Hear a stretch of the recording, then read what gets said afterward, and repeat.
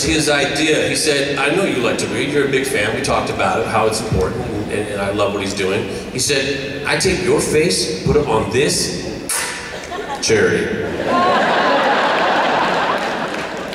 So that's how I got involved, thanks to PJ Harsman and his books.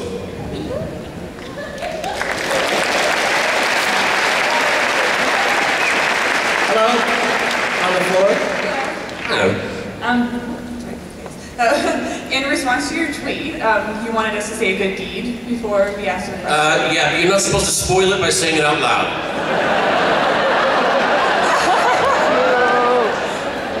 Sorry. All right, well, my good deed for today, I've met a number of amazing Castle fans on Twitter, and one of them was a huge Eliza Dushku fan, and so I went and stood in line and got her autograph for her today. I know it's tough, but it's a good deed. That's very nice, okay. My question is, I know it's hard. I'm a huge Castle fan, and one thing I've noticed, I'm sure everybody else has noticed, is the show just keeps getting better and better every year, every episode. This season is absolutely amazing, the acting's amazing, the writing is phenomenal, and yours and Donna's chemistry is just, it's perfection, really.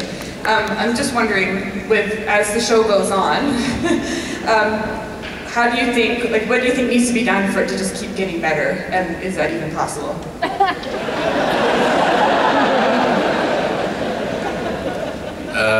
Okay.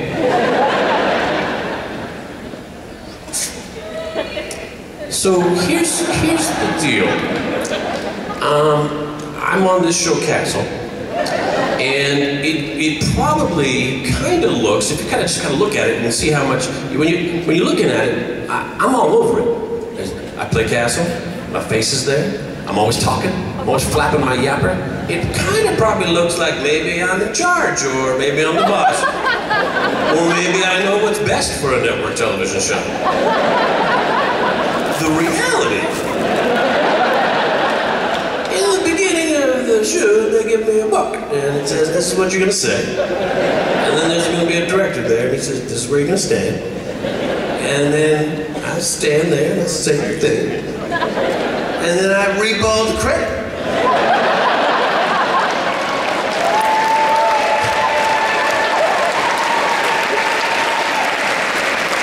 So in answer to your question, what will it take to keep it getting better? To leave it in the capable hands it's in.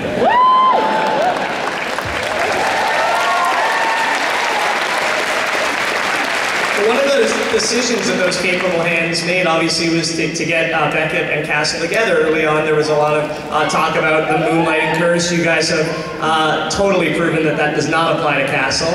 Why do you think it's continuing to work so well with Beckett and Castle together? I'm curious for your perspective.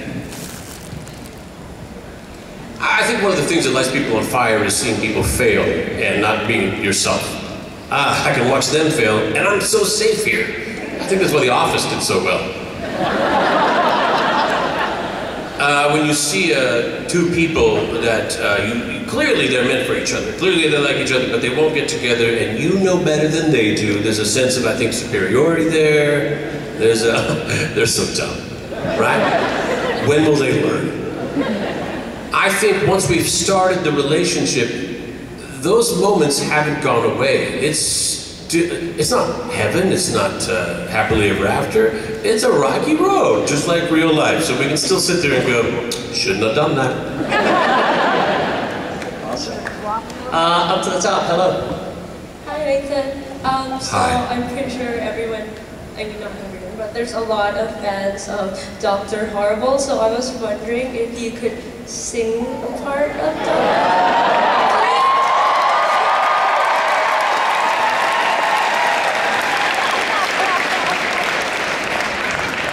Here's the thing.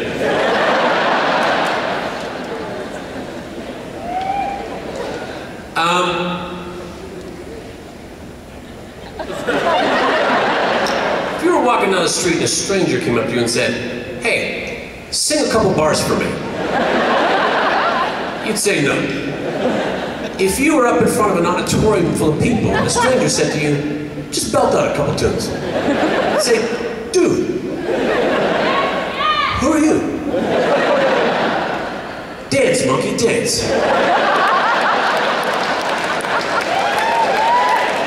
It's not really what I'm about. That having been said, man, that's all.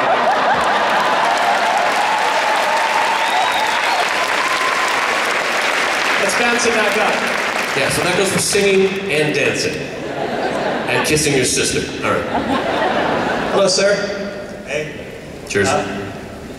Knowing after shooting Firefly and Serenity, knowing Malcolm Reynolds as well as you do now, can you look back on your scenes you did with that character and tell me which one was the most interesting to do?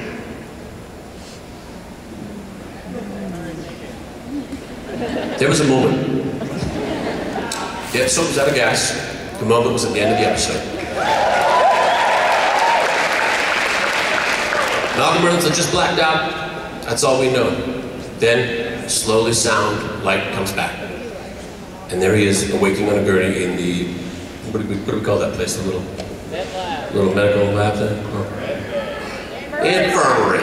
I love you guys. He's there in the infirmary and he's just trying to make some sense about what just happened. He's just, what, you got a thing in your arm.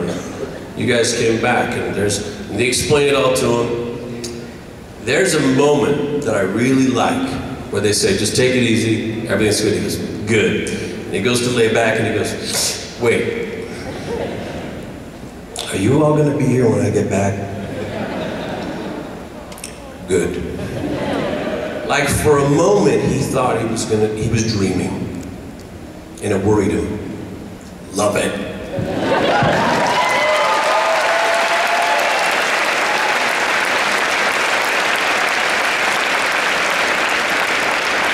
So anybody who has seen an interview with you or read an interview with you knows that in addition to being obviously such a key part of Firefly and Serenity, you're also a huge fan of the world that Joss created. So when did you become a fan? I mean, in addition to being that integral part of it, when did you really realize, oh my God, I'm a huge fan of this as well? I was super excited. The first thing I ever read about Firefly was called The Treatment. There's no dialogue. It's just a play-by-play. This is how it's going to go. It was, I don't know how many pages long, but it's just a story with no dialogue. But this is how it's going to go. Like someone just kind of summed it up for you. I was excited. When things started rolling, Joss invited me down to the set, to the costume department, to where they were building stuff, and the blueprints were, and here's your gun, and here's his gun, and this is what this is going to look like, and here's the bad guys, and that's going to be a hat, and this is going to be this. I started getting so wound up. I took pictures, everything. When we did Serenity, I was in a meeting and someone said, we don't have the blueprints, we don't know about the size of the old ships or anything inside, but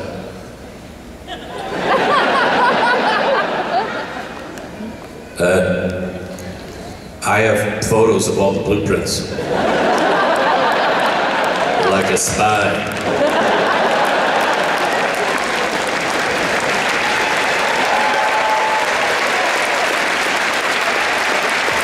Gentleman on the floor, hello.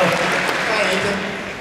As both an actor and a massive geek myself, I know there are characters I would give my left arm to be able to play. Sing a few bars for us. Just kidding. No.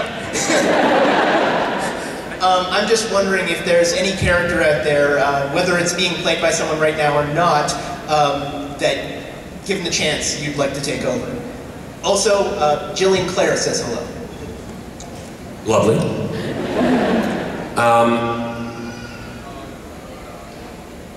James Rockford.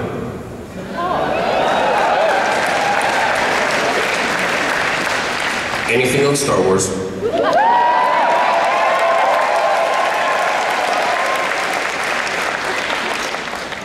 By the by, I say this kind of stuff all the time, and then I see an article about Nathan wants to do this, and he's got his eyes on.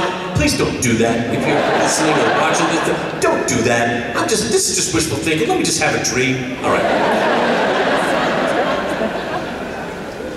Spider-Man villain, the Scorpion.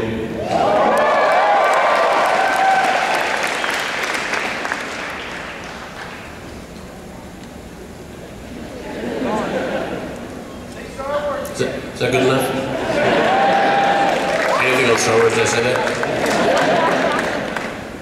A robot?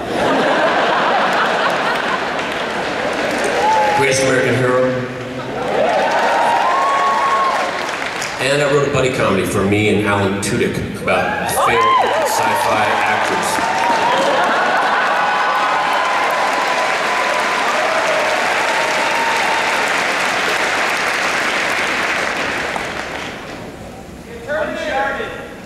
That's it. Hello. Hello, my name's Mike. Big fan there, Nathan. Mike, you have excellent taste. Thank you. My question concerns a PS3 game called Uncharted. And you were mentioning how Indiana Jones really inspired you. There's talks about an Uncharted movie that you may play the main character. Now hang on, I'm gonna stop you. Let's be specific. When you say there's talks, it sounds like something official is happening. But really, I think what you mean is, I read on the internet one time.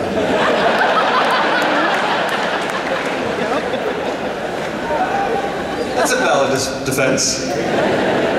Not everything on the internet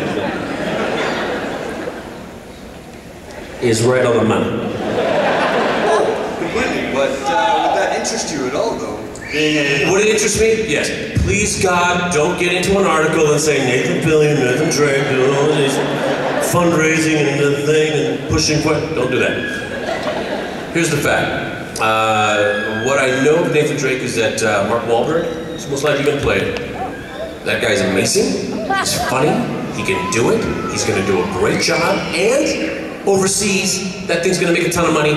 And here in town, it's going to make a ton of money. These people are in the business of making money.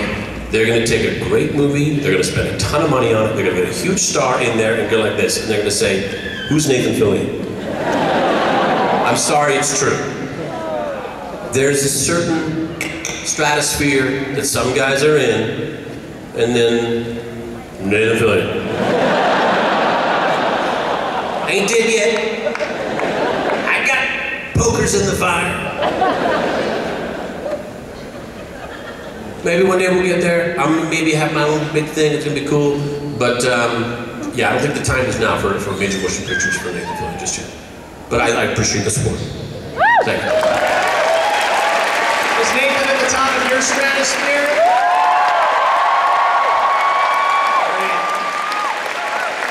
Oh, hello. Hi, Nathan. Two things. One, thank you very much for being here today and being in Alberta. Thank you. And after interacting with you at the photos yesterday, thank you so much for your personality. You're fantastic. I think I'm going to thank Jeff on that one. Jeff, thanks for that. Thank you. And that all ties together with thank you so much for being a fantastic actor and have a personality that we get to all care about, that is worth caring about. So thank you for that.